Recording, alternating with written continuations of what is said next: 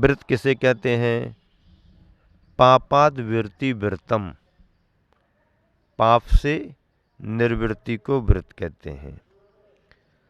समिति किसे कहते हैं?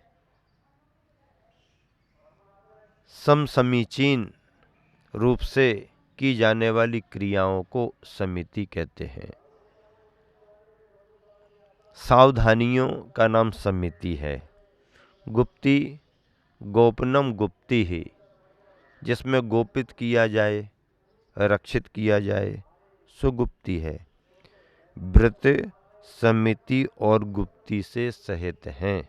जो बीत मोहा, बीत गया है मोह जिनका, अर्थात मोह से रहित हैं। ध्यान अध्ययन वसंगता, जो ध्यान अध्ययन के वशीभूत हैं।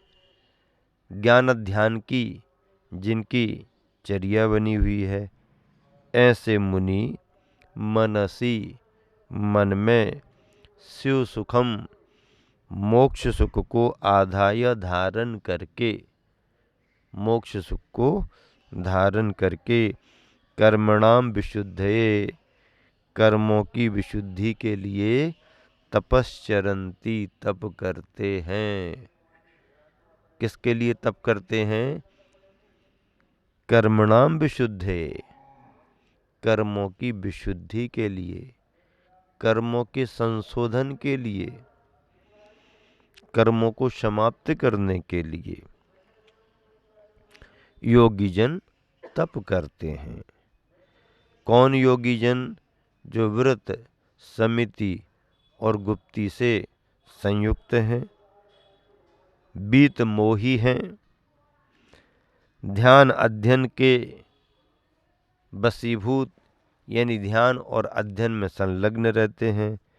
ऐसे वो योगी जन मुनिजन शिव सुखम आधाय मनसी, मन में शिव सुख को धारण करके, यानी शिव सुख का लक्ष्य बनाकर, मोक्ष सुख का लक्ष्य बना करके, कर्मों की विशुद्धि के लिए तपश्चरंती, तप करते हैं, तपस्या करते हैं।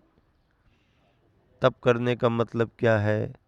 तप्यते इति तपः कर्मक्षयार्थम, आत्मा के संशोधन के लिए, आत्मा के शुद्धिकरण के लिए तप किए जाते हैं। पद्यानुवाद भी बहुत प्यारा है। गुप्ति समिति वृत्त से संयुत, जो मन से सुख की ओर रहा। गुप्ति समिति वृत्त से संयुत, जो मन से सुख की ओर रहा। मोह भाव के प्रबल पवन से जिनका मन ना डोल रहा। कभी ध्यान में लगे हुए तो श्रुत मंथन में लीन, कभी कभी ध्यान में लगे हुए तो श्रुत मंथन में लीन, कभी कर्म मलों को धोना है सो तप करते स्वाधीन सुधी। कर्म मलों को धोना है सो तप करते स्वाधीन सुधी। इस श्लोक का पूरा भाव इस पद में है। गुप्ति समिति वृत्त से संयुक्त, जो मन शिव सुख की ओर रहा, वही भाव जो आपके सामने रखा गया। गुप्ति समिति वृत्त से संयुक्त हो, मन शिव सुख की ओर रहा। मोह भाव के प्रबल पवन से जिनका मन न डोल रहा। मोह के झकोरों से, मोह के प्रबल भावों से, प्रबल पवन से जिनका मन न डोल रहा, मन नहीं डोल रहा। कभी ध्यान में लगे हुए, कभी ध्यान में तो कभी श्रुत मंथन में, श्रुत के चिंतन में, ध्यान में। ज्ञान ध्यान तपो रखता, ज्ञान ध्यान तपो रखता, ज्ञान ध्यान तपो रखता। ज्ञान में ध्यान में, ज्ञान में ध्यान में लगे हुए हैं। कर्म मलों को धोना है। उद्देश्य क्या है? कर्म के मलों को धोना, आत्मा को विशुद्ध बनाना, कर्म मलों को धोना है। सो तप करते स्वाधीन सुधी, तप करते हैं। तप तपस्या को कहते हैं। अंतरंग तपस्चरण, बहिरंग तपस्चरण। तप करने के अनेक उद्देश्य होते हैं। कर्मों का क्षय होता है, आत्मा का संशोधन होता है, आत्म सामर्थ्य का प्रगटीकरण होता है, धैर्य और साहस की परीक्षा हो जाती है। कितना धैर्य है, कितना साहस है, अपने धैर्य साहस की परीक्षा हो जाती है। ये तप कहलाता है। तप मनुष्य पर्याय में ही संभव है, स्वर्गों की दिव्य वैकिरिक पर्याय में संभव नहीं। त्रियंचों को भी उस रूप में संभव नहीं, नारकियों की तो बात ही नहीं है। मनुष्य पर्याय में ही तप तपस्या संभव है। संयम का पालन मनुष्य पर्याय में ही संभव है। हाँ, स्वर्गों में संयम का पालन नहीं है। संयम नाम संयम है, अभी संयम का पालन मनुष्य पर्याय में संभव है। तपस्या के बारे में आचार्यों ने बहुत लिखा है। अंतरंग तपस्चरण, बहिरंग तपस्चरण। ऐसी तपस्या आत्मा का संशोधन करती है। तपस्चरण कर्मों का क्षय कराती है। तो ऐसे गुप्ती समिति व्रत से संयुत जो गुप्तियों से सहित हैं, समिति से सहित हैं और व्रतों से भी सहित हैं, इनके बगैर तो तपस्या संभव नहीं है। व्रतवान, समितिवान, गुप्तिवान ही तपस्या कर सकता है। फिर कर्म क्षय कैसे होंगे? कर्म क्षय तपस्या से होंगे, ध्यान से होंगे। तो ऐसे कर्मों को क्षय करना मनुष्य पर्याय में ही संभव है। तन मिला तुम तप करो, करो कर्म का नाश। किसका नाश करो? कर्म का नाश करो। तन मिला तुम तप करो, करो कर्म का नाश। रवि शशि से भी अधिक है तुम में दिव्य प्रकाश। रवि में प्रकाश होता है, शशि में भी प्रकाश होता है, लेकिन रवि और शशि से भी अधिक प्रकाश किसके अंदर है? तुम्हारी आत्मा के अंदर रवि और शशि से भी अधिक प्रकाश विद्यमान है। उस प्रकाश को प्रकट करो। वो प्रकाश कब प्रकट होगा? कब प्रकट होगा वो प्रकाश? वो प्रकाश तब प्रकट होगा जबकि तुम्हारे कर्मों का क्षय होगा। कर्मों के क्षय की बात आई है। ये तपस्चरण किसी को दिखाने के लिए नहीं होते, परभव की आकांक्षा को लेकर के नहीं होते, निदान बंद के साथ तपस्चरण नहीं होते, आगामी काल में भोग मिले ऐसी इच्छा नहीं रखी जाती है, ख्याति पूजा लाभ के लिए नहीं है, दिखाने के लिए नहीं है, प्रदर्शन के लिए नहीं है। ये तो आत्म कल्याण के लिए है, आत्म संतुष्टि के लिए है, आत्मोपलब्धि के लिए है। आत्मा को पहचानो, आत्मा पर श्रद्धान करो, आत्मा का ज्ञान करो और आत्मा की उपलब्धि करो। क्या कहा? आत्मोपलब्धि, स्वात्मोपलब्धि। शिव सौख्य सिद्धि आत्मा की उपलब्धि हो और शिव सुख की सिद्धि हो। कितना बढ़िया पद है, पढ़ करके फिर से सुना रहा हूं। गुप्ति समिति वृत्त से संयुक्त जो मन शिव सुख की ओर रहा, मोह भाव के प्रबल पवन से जिनका मन ना डोल रहा, कभी ध्यान में लगे हुए तो श्रुत मंथन में लीन, कभी कर्म मलों को धोना है सो तप करते स्वाधीन सुधी। तप करते करते तपशैल नदी तट पर, तरुतल वर्षा की झड़ियों में समता रसपान पिया करते, सुख दुख दोनों की घड़ियों में। क्या बात है। करते तपशैल नदी तट पर, करते तप शैल शिखर पर, नदी तट पर, तरुतल वर्षा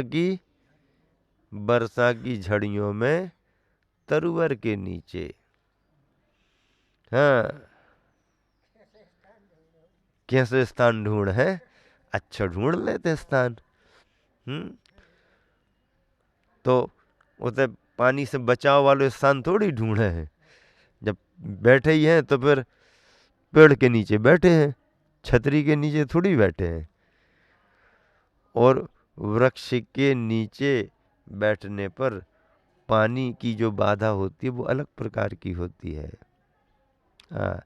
मैदानी भाग में सीधा सीधा पानी गिरता रहे ऊपर ना, तो फिर उससे वो लय बन जाती है। और इसमें पानी खुला है खुला है खुला है, जरा सी हवा चली झर झर झर झर झर, फिर ठीक हो गया, फिर टप फिर टप फिर टप, पता ही नहीं पड़ता कब टपक जाए। हाँ, गिर रहो कि नहीं गिर, टप टप। तो ये अलग अलग प्रकार की व्यवस्थाएं हैं। शिखर पर अलग तप होता है, नदी के किनारे अलग तप है, और वृक्ष के नीचे अलग तप है।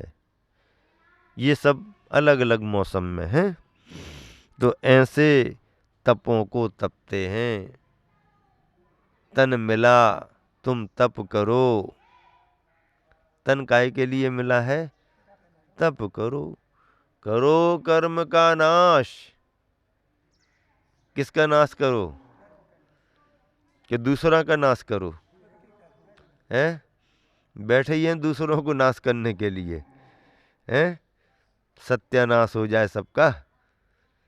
हैं, ऐसा सोचते हैं लोग दुर्भावना में, सबका नाश हो जाए। काय नाश हो जाए, क्या बिगाड़ा तुम्हारा। ऐसा किसी का नाश होता है क्या, नहीं। कर्म मलों को, कर्म को नष्ट करो, कर्म मलों को धोना है सो तप करते स्वाधीन सुधी। कर्म के मलों को धोने के लिए, कर्म को क्षय करने के लिए तप करते स्वाधीन सुधी। तन मिला तुम तप करो, करो कर्म का नाश। रवि शशि से भी अधिक है। क्या, रवि शशि से भी अधिक है तुम में दिव्य प्रकाश। तुम्हारे अंदर दिव्य प्रकाश रवि और शशि से भी ज्यादा है। रवि में कितना होगा, शशि में कितना होगा, रवि और शशि से भी ज्यादा तुम्हारे अंदर दिव्य प्रकाश भरा हुआ है।